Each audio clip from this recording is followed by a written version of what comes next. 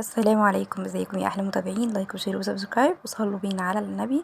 وتعالوا بقى نعمل الفطير المبسوسة بتاعة ايام زمان، والايام الحلوة بتاعة جدتي وجدتك.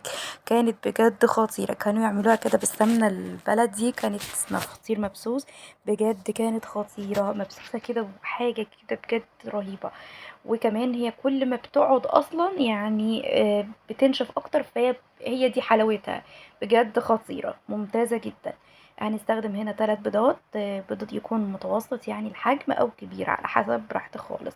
تمام، هضرب البيض كده كويس جدا مع بعضه، لحد ما اتاكد ان البيض يعني داب كده وترب كويس. هضيف عليهم معلقه صغيره من الفانيليا، الفانيليا سايله، او لو مش عندك ممكن تضيفي 4 اظرف من الفانيليا. بس الفانيليا السايله بتدي نكهه كده رهيبه جدا جدا يعني. هضرب كل كده كويس جدا لحد ما البيض يبقى فاتح معايا شوية. وبعد كده هضيف عليه المكونات واحدة واحدة تدريجيا.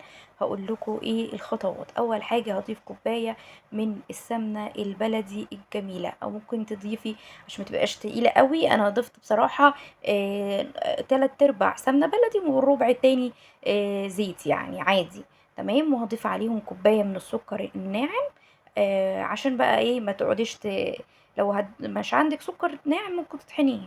ولو مش عندك برضو مطحنة او كده ممكن تستخدمي التاني، بس هتضطري ان انت تضربي كل المكونات دي في الخلاط يعني، وليكن علشان السكر يدوب معاكي تماما. تمام، هفضل بقى هتلاقي السكر كتل معاكي شوية، مش مشكلة، افضلي اضربي فيه. ولو فضل متكتل ممكن تجيبي الاسباتيولا زي ما انا هعمل كده وافك التكتلات دي. تمام، اهم حاجة يعني كده كده اصلا هي هتتفك مع العجن وكده، فهي هتتفك ما تقلقيش خالص. لو وصلتوا لحد هنا في الفيديو ما تنسوش الكومنت الحلوة منكم، وكمان ما تنسوش تفعيل الجرس.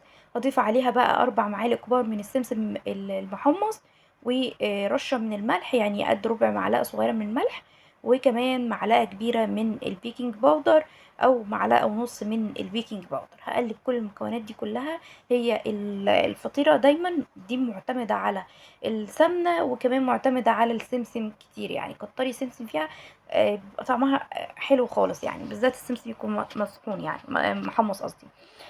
المهم، هنزل بقى، شايفين القوام؟ انا وريتكم القوام. هنزل بقى بالدقيق تدريجيا. الدقيق هو اخد مني 3 كوبايات ونص كده او 4 كوبايات. تمام، على العجينة دي على حسب بقى المقدار بتاعك ايه.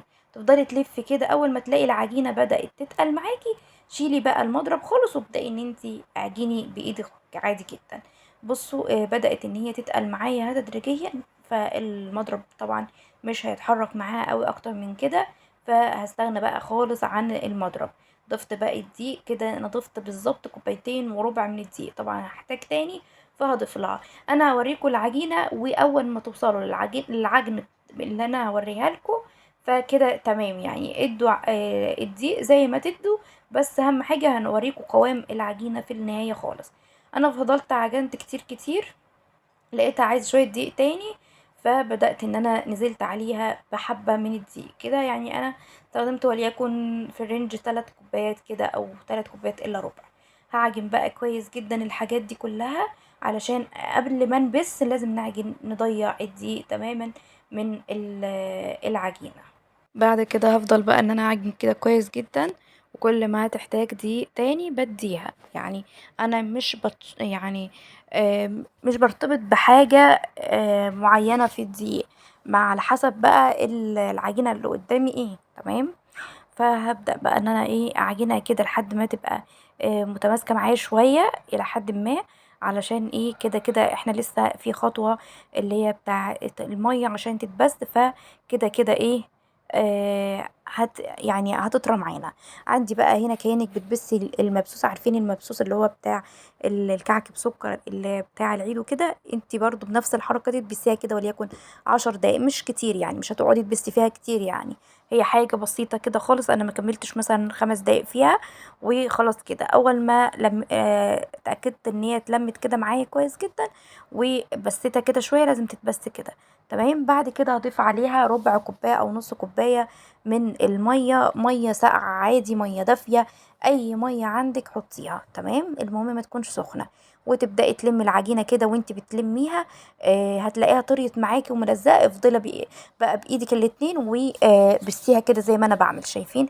تفركيها كده وتبسيها، تمام. هي العجينة هي كده يا جماعة، ماشي. وبعد كده هتلاقيها بعد ما تلاقيها كده يعني طريت، حطي لها بقى معلقتين كبار من الدقيق وخلاص بقى، ولمي العجينة بتاعتك وكده العجينة ما شاء الله. بس هي لازم في خطوة المية دي هتبقى طرية شوية إلى حد ما، وتبقى ملزقة جدا في ايديكي. فحاولي بقى ايه تبسيها كويس. وبعد كده هتضيفي لها معلقتين كبار او 3 معالق كبار من الدقيق على حسب ما تاخد، وهي هتطلع معاكي العجينة زي كده. شايفين بقى انا عايزة القوام ده؟ شايفين؟ بس كده بصوا القوام، ولا ناشف ولا طري، وما شاء الله حلو جدا جدا. صينية بقى مدهونة قالب مدهون زيت، تمام، او سمنة اي حاجة. وهي اوريدي اصلا فيها السمنة، بس هي حاجة بسيطة علشان نعرف نفرد العجينة. اهم حاجة تكون ايدك في الوقت دوت فيها برضو لمسة زيت كده، عشان تقدري ان انتي تفردي من غير ما تلزق وتلزق معاكي في ايدك تاني. تفردي كده كويس العجينة بالشكل اللي انتوا شايفينه ده. بعد كده بتدخليها الفرن على درجة حرارة 200 او 220 على حسب الفرن بتاعك. المهم يكون الفرن ساخن مسبقا. وبعد كده تسيبيها اول 10 دقايق على نار هادية، وبعد كده تعلي عليها وتاخد لون بقى من فوق، وكمان من تحت لون حلو. انتي هتلاقيها اصلا يعني ما كملتش تسوية اكتر من 20 دقيقة او 25 دقيقة، وهتلاقيها خرجت من الفرن. بصوا الجمال، بصوا الحلاوة. حطيتها بقى في الفرن، وبعد ما خرجتها بقى بصوا الجمال، ما شاء الله تبارك الله. لونها واخدة لون جميل جدا جدا، وكمان التسوية بتاعتها، وشايفين الاجناب يعني طلعت من الصينية ازاي. هبدأ بقى ان انا اقطعها قطع صغيرة على حسب ما انتوا عايزين، او قطع كبيرة براحتكم خالص يعني، مش شرط، تمام. هبدأ بقى ان انا اقطعها كده زي ما انتوا شايفين بالشكل ده، الشكل الجميل ده. وبدأت ايه ان انا اعملها كده، اقطعها مكعبات صغيرة كده للاولاد الحلوين، تمام. خلاص بقى كل الحاجات الجميلة دي وهوريها لكم.